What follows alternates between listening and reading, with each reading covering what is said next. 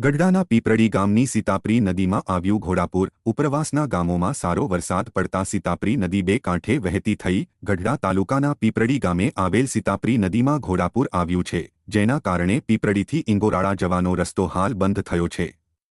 ઇંગોરાળા, સીતાપર, લીંબડિયા સહિતના ઉપરવાસના ગામોમાં સારો વરસાદ પડતા સીતાપરી નદીમાં ઘોડાપૂર આવ્યું છે।